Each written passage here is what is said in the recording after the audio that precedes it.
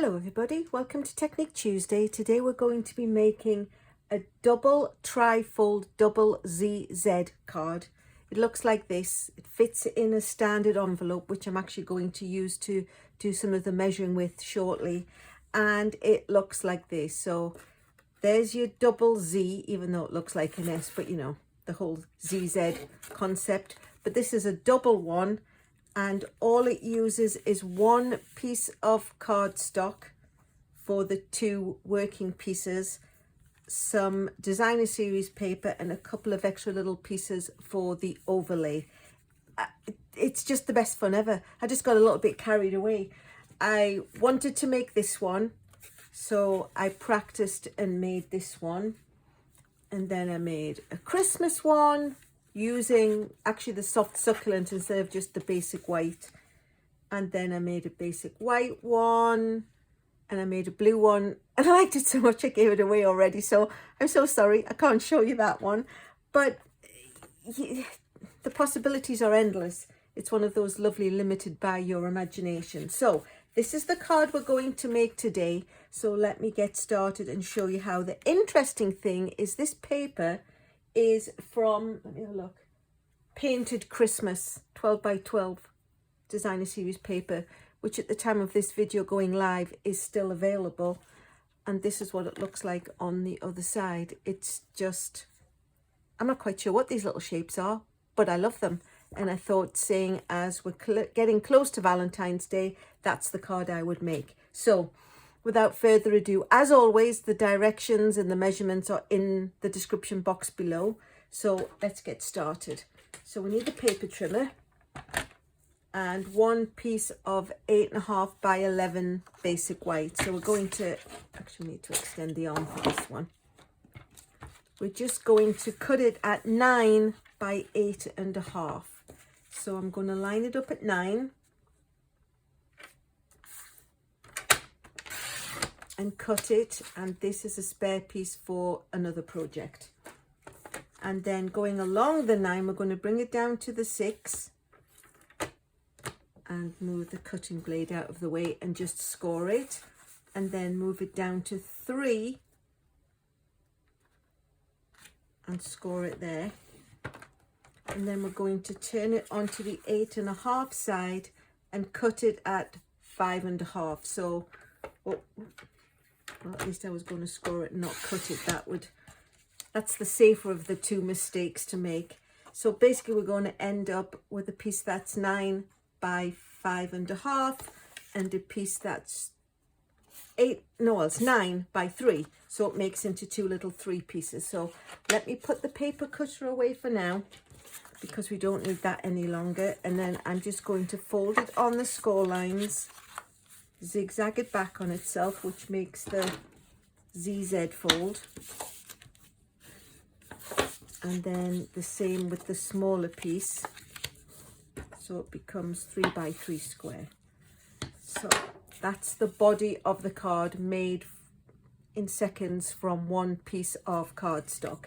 The next ingredients we need are the designer series paper, and it's 5.25 by 2 3/4 3 times. But what I did was I cut it across, so when you come to stick it on, there's a continuity of the designs.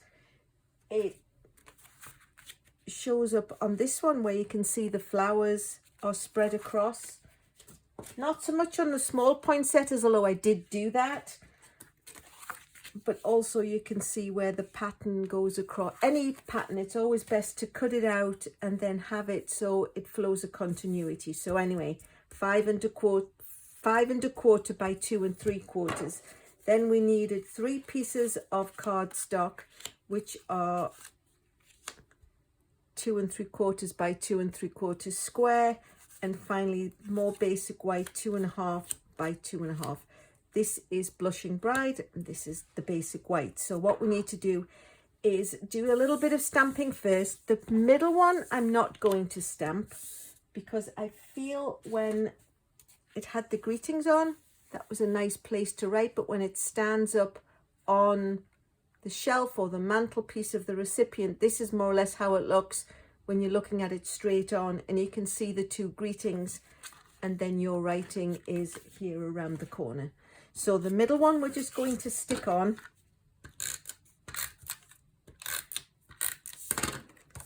So that one's already done. Ta-da! And then what I'm going to do is stamp these two pieces, and I'm going to be using some old paper pumpkin Valentine kits. There's two of them, and you know how I love to harp on about how great it is that you get to keep the stamps forever. So going back to the sample, I'm going to stamp this little guy in the Memento black ink.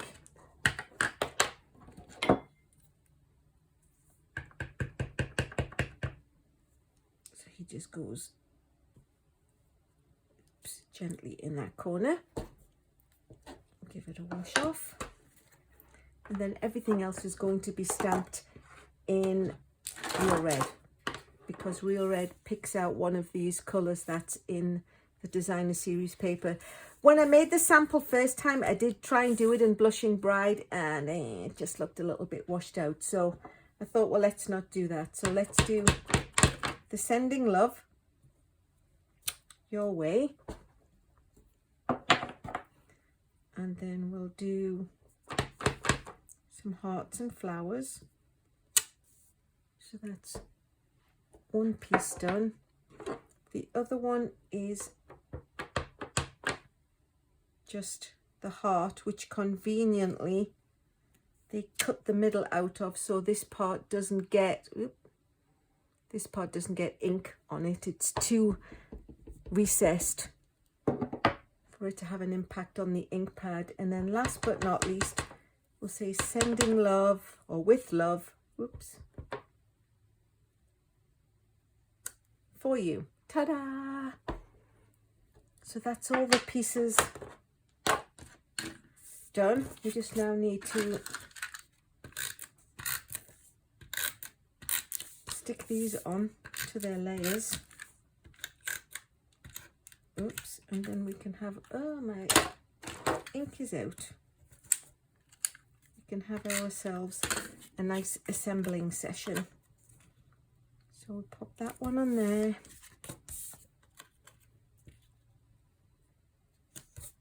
That one on there, and then we'll get building. So like I said, oh, sorry, knocked the camera with my elbow.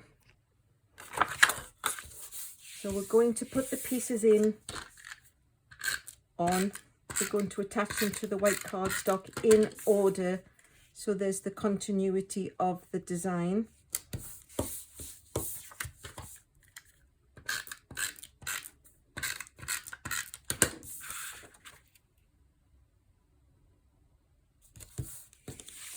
And then last one.